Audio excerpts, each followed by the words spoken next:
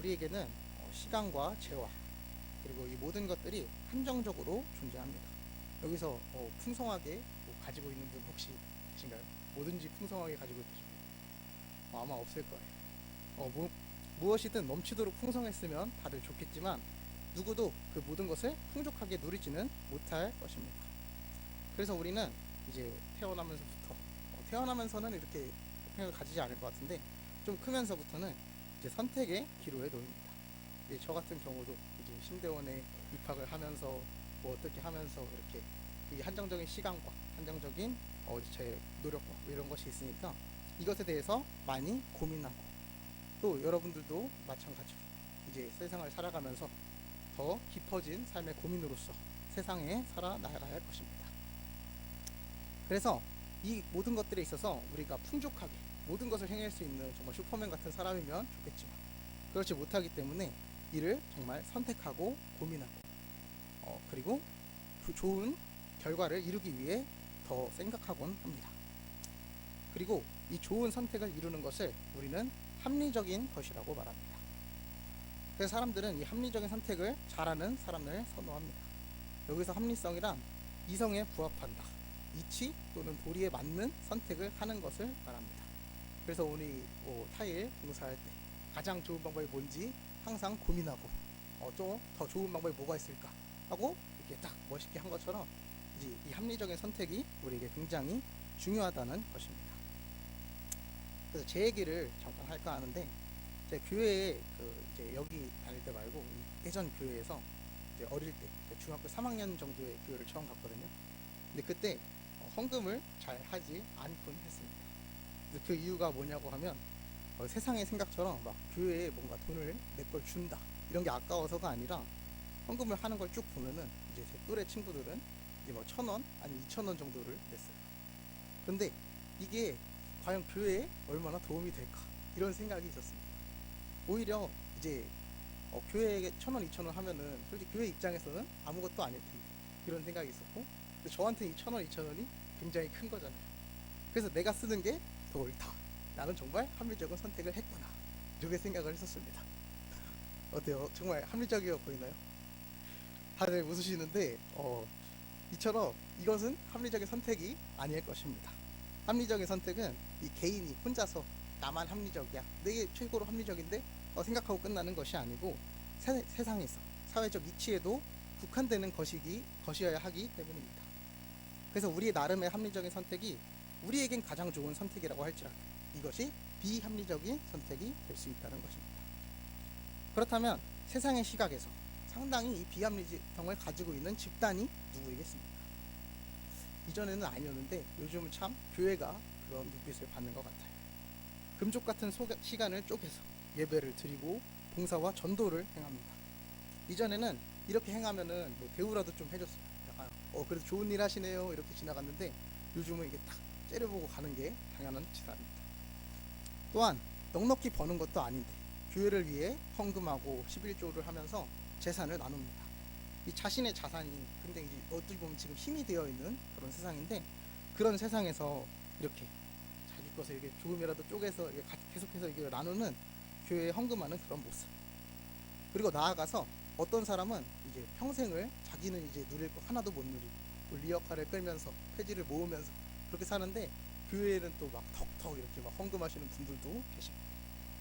이런 사람들이 또 어떤 사람은 다른 세계로 가서 자신의 인생을 전부 다 걸고서 그냥 픽하면 죽을지도 모르는 그런 오지에 나가서 복음을 전하는 일에 힘을 쓴다는 것입니다.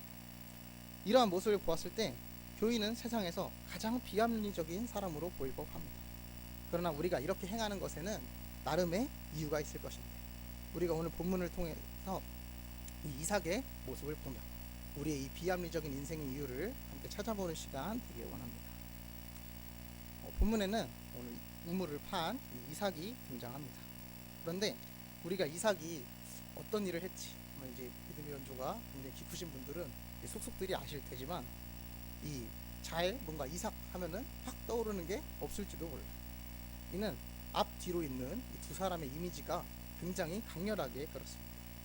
이삭 앞이 누구였죠? 아브라함, 믿음의 조상 아브라함이었습니다. 굉장히 거대하고 처음 하나님의 복음을 받은 그런 자의 모습으로 아브라함은 등장을 합니다. 그리고 뒤에 이삭의 아들은 야곱이었어요. 꾀쟁이의 면모를 보내다 하나님의 사람이 된 그 점점의 과정을 보여주는 그 야곱의 내용이 어찌 보면 참 재미가 있어서 이제 이삭은 상대적으로 조금 묻힌다는 것입니다. 그리고 저는 이삭을 생각했을 때 처음 이제 딱 이삭이다 했을 때 드는 생각이 이삭이 번제로 바쳐지는 사건입니다. 그런데도 여기서는 뭔가 주인공이 하나님의 뜻을 바라보고 자신의 아들을 바치는 그 아브라함이라서 이삭이 비교적 희미하게 보이는 듯합니다. 그래서 이삭이 어떤 사람이었나 잘 보면 그의 모습은 그 번제의 그 상황부터 나타나기 시작합니다.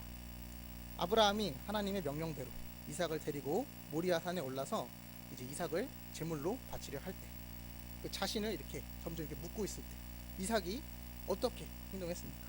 여기서 그의 생각이 드러납니다. 그는 반항하지 않고 가만히 있는 것을 선택했습니다. 당시에 우리 생각으로는 이삭이 아들이니까 좀 되게 어려서 모든 이게 상황을 몰라서 혹은 이렇게 가만히 있었다고 생각할 수 있는데 당시 아브라함 나이가 약 110살 정도로 예상을 해요. 그럼 이삭은 이제 아브라함과 딱 비교해 봤을 때 사춘기를 지났거나 그 중에 있는 약간 10몇 살 정도 되는 청소년이었다는 것입니다. 그래서 아버지가 이 제사를 지내는 걸 처음 보는 것도 아니고 자신을 묶을 때 내가 제물로 바쳐주겠구나 이런 생각을 할 수 있는 사람이었고, 더욱이 이제 110살이라고 하면은 90대 장로님도 이태규 장로님도신데 여기서 한 20살 정도가 더 먹으면은 정말 이제 걸어다니기도 힘든 그런 노인이었을 거예요. 그럼 이삭이 분명히 뿌리치고 도망갈 수 있는 상황이었다는 것입니다. 자신의 생명이 바쳐질 위협, 자신이 이것은 그냥 이렇게 제물로 바치고 기도하는 게 아니라 정말 칼로 포를 떠서 생명을 한 번에 죽이는 것도 아니고 포를 떠서 불로 태워지는 그 제사에 처해질 제물로 바쳐질 그 상황에 처한 이삭이 이런 일을 할 때 가만히 있었다는 겁니다. 우리 눈으로는 굉장히 비합리적인 선택을 한 이삭의 모습입니다. 그러나 이삭은 아버지의 하나님을 믿는 그 온유와 순종의 사람이었기 때문에 그 아버지의 그저 묶이며 아버지의 선택을 기다리던 사람이었다는 것입니다. 그래서 세상의 눈으로는 이것이 굉장히 비합리적인 사람이에요. 그러나 이를 신앙인의 눈으로 보면 어떻습니까? 거의 완성된 모습의 신앙입니다. 믿음과 행함, 오래 참음, 이 모든 것들을 어린 나이부터 실천할 줄 아는 사람이었다는 것입니다. 그러면 이제 이 이삭에게는 무엇이 주어져야 될까요? 합리적으로 생각해보면 복을 받아야만 할 것 같아요. 그래서 오늘 본문 첫 번째로 12절로 13절에 이렇게 얘기합니다. 그 땅에서 농사하여 그 해 100배나 얻었고 여호와께서 복을 주심으로 그 사람이 창대하고 왕성하여 마침내 거부가 되었다. 이렇게 얘기를 해요. 정말 이제 넉넉히 받은 자의 모습입니다. 그런데 이러한 이삭한테 고난이 찾아옵니다. 성공을 해서 이제는 탄탄대로를 달려야 될 것 같은데 바로 고난이 찾아온다는 것입니다.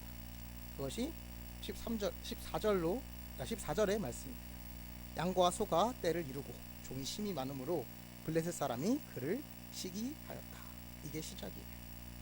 당시 이삭은 이 신앙인으로서는 합리적인 모습을 통해서 하나님의 축복을 받아서 재화가 넉넉해진 상황입니다. 그런데 그러한 상황에서 이삭이 블레셋의 시기를 사서 자신의 땅에서 내몰리게 된 것입니다. 더욱이 이삭이 거주했던 데는 사막 지역이에요. 중동 지방 굉장히 강수량이 현저히 적은 곳이에요. 여기서 강수량이 적다는 것은 물을 구할 수가 없다는 것입니다. 거기서 자신의 아버지가 파둔 그 우물이 있었는데 거기서 나가라고 하는 거예요. 그래서 이는 이제 나가서 또 다른 우물 찾으면 되지 할 수 있는데 정말 이때는 우물을 찾기가 정말 가뭄에 콩나듯 있던 곳이어서 이제 물을 못 먹으면 사람이 죽잖아요. 그러니까 자기뿐만 아니라 자기의 가족까지 다 그 생사가 걸린 일에서 쫓겨나게 된 이삭의 모습을 보여준다는 것입니다. 본래 사람들의 생각은 어떻습니까? 착한 일을 하면 복을 받는다. 이것에 있습니다. 그렇다면 하나님의 사람은 어떠하겠습니까? 전능한 하나님의 생각 말입니다. 그냥 하나님을 단지 믿기만 하는 것이 아니고 정말 하나님이 가장 사랑하는 모습을 빼다 박은 그 모습이 이삭의 모습이었습니다. 그런데 그런 그에게 찾아온 것이 고난이었다는 것입니다. 이는 어찌 보면은 이 신앙인의 눈으로도 굉장히 합리적이지 못한 모습입니다. 전능자인 하나님의 복을 받아 부자가 된 그 이삭이 전능하지도 않고 힘이 막강한도 아닌, 그것도 잘 살지도 못하는 원수 블레셋에, 또 다른 지방의 목자들에게 그 자기 하나님이 이루어주신 그 모든 것들이 빼앗기는 모습을 우리가 본다는 것입니다. 그러나 하나님이 우리 눈에 이렇게 비합리적인 선택을 하시는 것은 하나님의 계획이 이삭이 거부가 되는 것에 있지 아니하기에 이런 일이 벌어진다는 것입니다. 그래서 우리 오늘 본문 마지막 절을 보면 이렇게 얘기하고 있어요. 이삭이 거기서 옮겨 다른 우물을 팠더니 그들이 다투지 아니하였으므로 그 이름을 르우봇이라 하여 이제는 여호와께서 우리를 위하여 넓게 하셨으니 우리가 이 땅에서 우리가 번성하리로다 하였더라. 이를 보면 이삭은 계속 밀려나요. 계속 도망만 다녀요. 이를 통해서 지경이 넓어집니다. 이스라엘이 요만큼에서 점점 넓어져서 더 큰 땅을 취하게 된 것입니다. 이는 합리성을 넘어선 하나님의 계획하심이며 하나님의 일하심입니다. 이처럼 우리가 세상의 법칙이 이 합리성에 취해서 이러한 하나님의 크신 계획을 보지 못할 때가 많을 터인데, 이 세상의 법칙을 넘는 하나님의 계획을 보면 우리 머릿속으로는 합리적이지 않더라도 하나님의 계획을 믿고 하나님의 말에 순종하는 우리 모두가 되길 소원합니다. 자, 이렇게 이삭은 눈에 보이는 지경이 넓어진 사람이었습니다. 그리고 그 안에서 다른 성장의 모습 역시 보여줍니다. 그리고 이는 그가 고난을 극복하는 방법에서 드러납니다. 이삭이 딱 고난이 닥쳤을 때 그의 방법은 무엇이었습니까? 싸웠나요? 아니면 뭐 전쟁을 했거나 하나님이 갑자기 우박을 내려주시거나 이러지 않았어요. 그저 물러나는 것이었습니다. 이를 보면 참 어이가 없습니다. 이삭에 당하게 된 상황뿐만 아니라 이 방법마저도 참 합리적이지 않은 방법입니다. 우리가 한번 생각해 보면 자신의 아버지가 유산으로 집을 한 채 이렇게 마련해서 아들한테 딱 줬어요. 그런데 원수들이 와서 그걸 막 메우는 거예요. 그러니까 이 메웠다고 그냥 집에 못 살겠다 하고 집을 나가서 다른 데로 가는 거예요. 집 구하기도 굉장히 어려운 그 형편에서. 그래서 집을 어떻게 해서 자수성가를 해가지고 집을 하나 또 장만을 합니다. 근데 이번에는 다른 목자들이 와서 또 나가라 하니까 그럼 내가 나갈게 하고 또 나가는 거예요. 점점 이렇게 집을 계속해서 나가는 것입니다. 여러분은 이런 상황에서 어떻게 하겠습니까? 저라면 한 번이라도 싸워봤을 것 같아요. 이렇게 딱 왔을 때 그래도 목숨 걸고 내 생명인데, 내 가족인데, 내 모든 것이 걸렸는데 하면서 한 번이라도 싸워봤을 것 같습니다. 게다가 이삭이, 우리는 뭔가 약간 사람이 너무 착하니까 약하다고 생각할지 모르겠어요. 그래서 도망 다녔다 이렇게 생각할지도 모르는데, 오늘 본문 16절을 보면 이렇게 얘기합니다. 아비멜렉이 이삭에게 이르되 내가 우리보다 크게 강성한즉 우리를 떠나라. 네. 이삭은 당시 블레셋 왕이 두려워할 정도로 세력을 크게 가진 사람이었다는 것입니다. 이삭의 이 물러남이 힘이 없어서 도망친 그런 발걸음이 아니었다는 것입니다. 그저 자신의 선택으로 싸울 힘이 있음에도 불구하고 자신이 조상의 일군, 자신이 자수성가해서 만든 그 모든 것들을 포기하고 그저 떠나라 하면 떠났던 자라는 것입니다.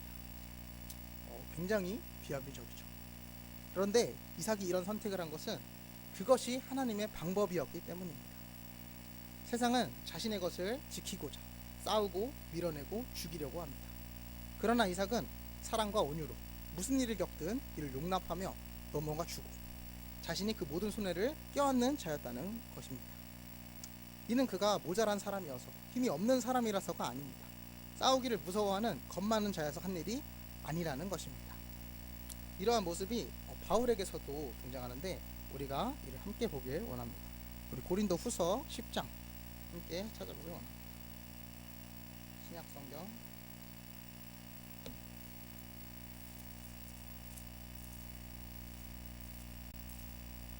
신약성경 296페이지에 있어요.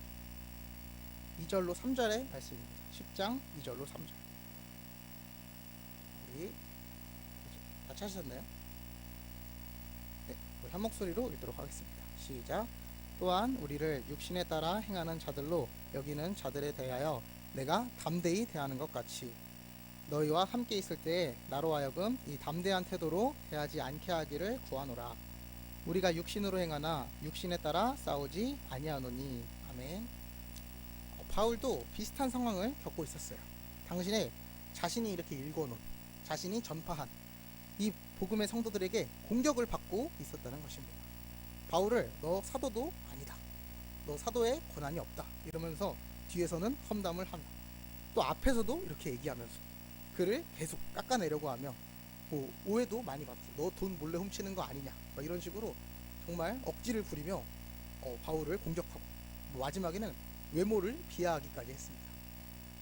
게다가 이걸 몰래 하는 것도 아니고 바울에게 전해질 정도로 이렇게 원색적인 비난을 가했다는 것입니다. 여러분이라면 이러한 상황에 어떠할 것 같습니까? 아무것도 모르는 자들에게 복음을 선물하고 그들을 양육하기 위해 온 시간을 바치고 고난도 당하고 마음도 많이 쓰는데 그런 그 자들이 자신을 욕하고 비난하는 것입니다. 이런 상황이 닥친다면 아무리 믿음의 사람이라도 마음이 많이 상해서 같이 화를 낼 것 같습니다. 게다가 바울은 그때 당시에 이 사람들이 인정을 안 해도 이미 사도였어요. 옛날에 목사님이 뭐 제명권 같은 거 가지고 있었다고 하셨잖아요. 이처럼 이렇게 그냥 성도들을 잘라버릴 수 있었어요. 고린도 사람들을 너희들 이제 성도 아니다 하면서 딱 이제 힘으로 제압할 수 있던 상황이었다는 것입니다. 그러나 바울은 그렇게 하지 않았습니다. 그저 그들을 품고 이해시키려고 하고 자신의 마음이 다 무너져가는 그 상황에서도 그들을 그저 자신이 피하며 끌어안았다는 것입니다. 그리고 그들에게 복음이 훼손되지 않기 위해서 자기가 그 밑바닥까지 내려가서 그럼 너희랑 똑같은 수준으로 얘기해 줄게 하면서 계속 그들을 보호하려고 했다는 것입니다. 이는 바울의 마음이 이곳에 있기 때문입니다.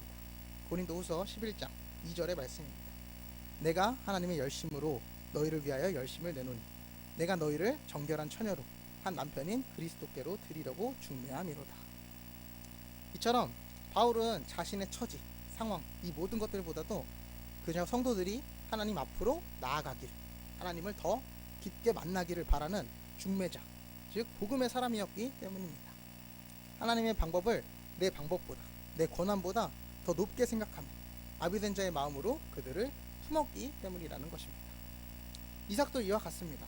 이제 점점 이삭에게 시비를 걸어오는 사람들이 얕아져요. 처음에 블레셋 왕이었다가 블레셋 세력이었다가 그랄 목자였다가 어찌 보면 점점 약해집니다. 별거 아닌 세력이 점점 자신에게 시비를 거는 거예요. 우리도 그럴 것 같아요. 처음에 한번 이제 목사님 말에 거역을 했다. 한번 참았어요. 안 좋은 말을 들어서 참았는데 이제 뭐 장로님이 그렇고 뭐 성도가 그렇고 이렇게 점점점 이렇게 만만한 사람이 된 것 같은 이 기분도 겪어봤을 거예요. 그런데 이때 끝까지 이삭은 그냥 칼을 꺼내지 않고 하나님의 방식대로 온유와 사랑으로 그들을 품어냈다는 것입니다.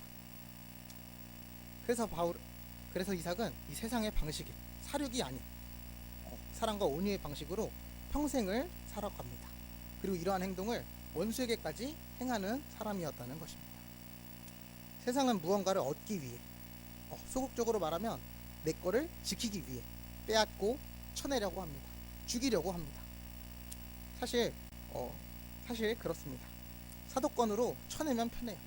칼로 그 목자들을 처음부터 이겨냈으면 편합니다. 마음고생할 필요도 없고 다시 집을 지을 필요도 없어요. 그냥 내 것 지키면서 떵떵거리면서 살 수 있습니다. 그러나 그는 하나님의 방식을 믿음으로 떠납니다. 하나님의 그 품으시는 그 마음을 통하여 그는 떠났다는 것입니다. 그리고 그 떠난 길에서 그는 어디를 가든 우물을 나게 하는 자가 됩니다. 이것이 실감이 안 날 터인데 이는 진짜 집을 빼앗기고 아까 예시를 들어줬죠. 아까 집을 누가 빼앗을 때 나가서 로또를 그냥 한 장 샀는데 그 로또가 맞아서 집을 또 사고 그 집을 샀는데 또 나가라고 하니까 나가서 또 로또 샀는데 또 로또가 맞아서 집을 사고 이 정도의 확률이라고 합니다. 그런데 이것을 하나님께서 가능하게 했다는 것입니다. 그래서 세상의 방법인 죽이고 빼앗고 없애고 망하게 하는 그 방법이 아니라 그는 다시금 생명을 내는 자가 되었다는 것입니다. 이는 그저 금전적인 것이 아니라 생명을 유지하는 것이 아니라 가는 곳마다 우물이 난다. 이것은 그 물이 없어서 죽어가는 그 이스라엘 땅에 계속해서 우물을 만든 자, 생명의 길을 넓힌 자가 되었다는 것입니다. 그리고 이것이 세상은 죽이고 망하고 없애고 하는 그 힘밖에 없지만 하나님의 방법대로 살자, 다시 살게 하고 넓히고 나아가게 하는 생명의 은혜를 받았다는 것입니다. 그리고 이것이 세상을 이기는 하나님의 방법이었다는 것입니다. 우리는 합리성을 내세우며 신앙생활을 할지 모릅니다. 더 나은 방법을 제시하며 적당히 믿으며 적당히 유리하게 최소한 내 손에는 안 보며 이렇게 세상을 살고 신앙생활을 해 나갈지 모릅니다. 그러나 하나님께서 우리에게 바라시는 모습은 이삭의 모습처럼 자신이 손해보더라도 자신을 망망한 구렁텅이에 넣더라도 온전한 순종과 온유의 모습을 보이는 행동입니다. 오늘 우리가 이런 하나님의 방식을 진정으로 믿고 이 세상은 보여줄 수 없는 이 생명의 방식을 보이는 참된 그리스도인이 되길 소원합니다. 이제 마지막으로 볼 것은 이삭 그 사람의 자체의 모습입니다. 성경에서 이삭을 정말 닮은 사람이 등장을 합니다. 몇 가지 힌트를 드릴게요. 이삭은 낳을 수 없는 여성의 몸에서, 사라가 원래 임신을 못하는 몸이었죠. 그리고 몸에서 태어난 자였습니다. 더욱이 아버지의 선택으로 제물로 바쳐지게 된 사람입니다. 그리고 오늘 모습에서는 원수에게 죽임을 당할지라도 원수를 품고 해하지 아니하며 생명을 내고 화평을 맺는 자입니다. 그가 누구를 닮았습니까? 이삭은 우리 성경에서 가장 중요한 인물, 예수님을 가장 많이 닮은 예수님의 표상이었다는 것입니다. 예수님은 우리를 위해서 어떻게 일하셨습니까? 그는 우리에게 내려와서 죽음을 겪습니다. 분명 예수님 능력으로는 하늘 위에서도 구원을 이룰 수 있어요. 그냥 나팔 한번 뿌 불면은 우리의 구원을 확 허락해 줄 수 있는 분이에요. 그러나 예수님은 내려와서 멸시를 받고 천대를 받고 가장 낮은 곳에서 죽음을 맞이합니다. 사실 이는 말이 안 되는 것입니다. 아무리 세상에서 힘이 강한 로마 군사라고 하여도, 세상을 모두 점령한 그 로마라고 하여도 무리를 거르신 그를, 5,000명을 먹이신 그를 어떻게 멸시하고 천대할 수 있겠습니까? 예수님이 능력이 없어서 그 줄을 끊고 세상을 멸하지 아니하였던 것이 아닙니다. 예수님은 그 원수 같은 자신을 묶고 있는 그 로마 병사마저도 사랑하셔서 그들을 모두 품은 것입니다. 그들에게 구원을 주려고 죄가 없으신 그분이 자신을 바쳐 구원을 허락하셨다는 것입니다. 그리고 이것이 하나님의 방법입니다. 합리적으로 생각하면 예수님이 하늘에서 구원하는 것이 가장 편한 방법이에요. 내려오시더라도 그 군사들을 다 휩쓸어서 승리를 보여주시면 간편합니다. 그리고 그렇게 딱 일어났을 때 아무도 뭐라 하는 사람이 없어요. 예수님이 제일 강하시고 제일 오르신데 그가 다 모두를 쓸어버려도 그에게 뭐라 할 사람이 아무도 없다는 것입니다. 그러나 예수님은 그렇게 행하시지 않습니다. 그냥 그들을 다 받으시고 십자가에 죽음을 당하셨다는 것입니다.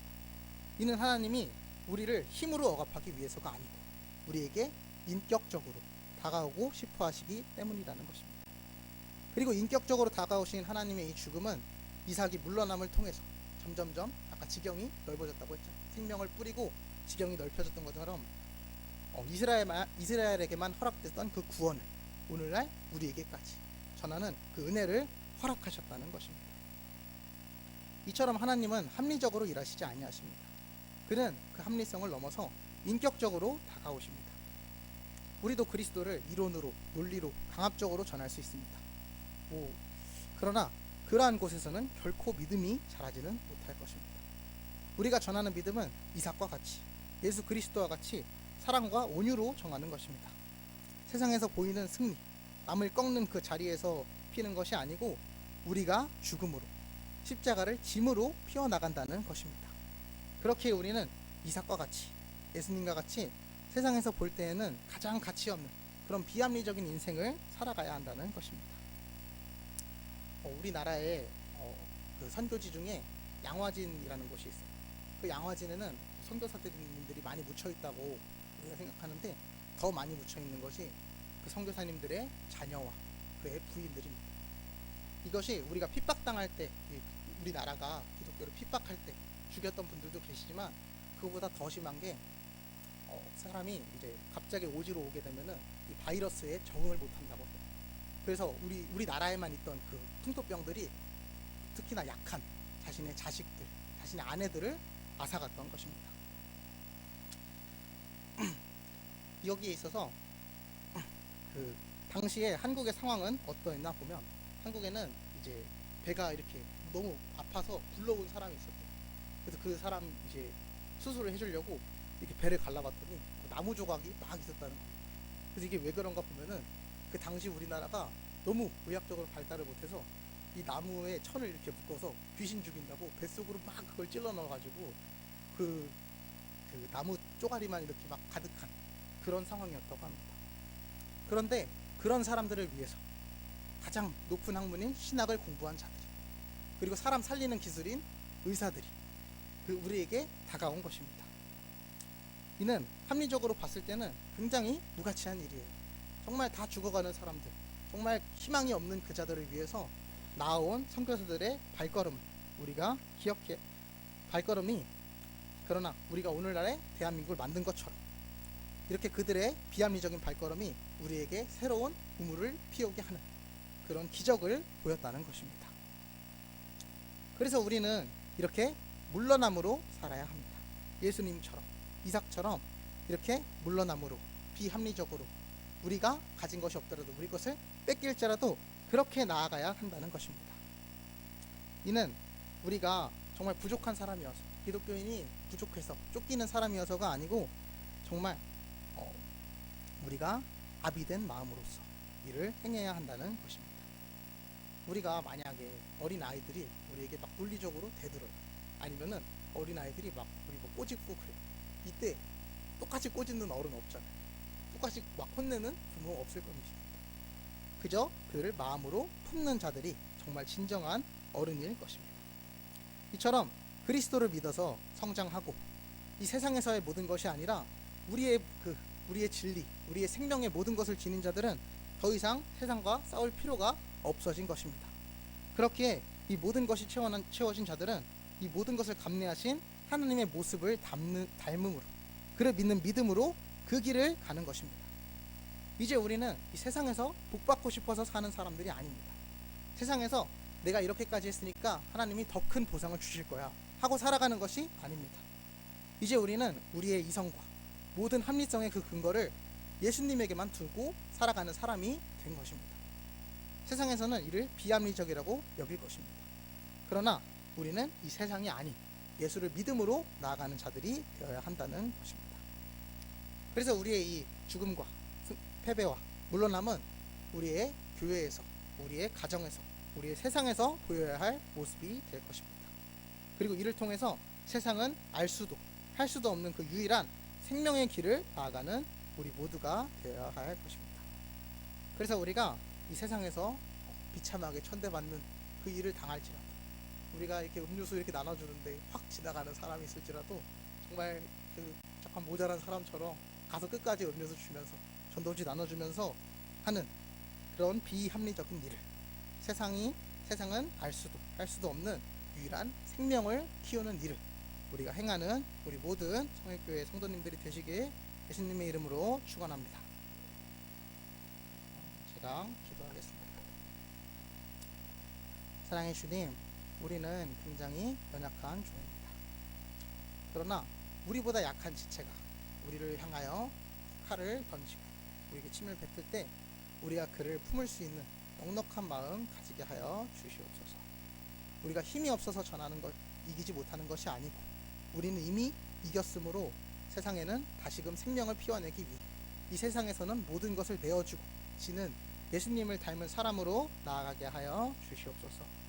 이 모든 일이 행해질 때 정말 이삭이 어딜 가나 우물을 피웠듯이 우리가 생명을 피워내고 생명을 살리는 그 자들이 되게 하여 주시옵고, 우리가 처음부터 이를 얻었던 것이 아니고 우리도 받은 자로서 우리도 행하는 그런 모두가 될 수 있도록 주님 함께하여 주시옵소서. 주님 닮기를 소원하오며 그 길에 항상 함께하실 우리 구주 예수 그리스도의 이름으로 기도드립니다.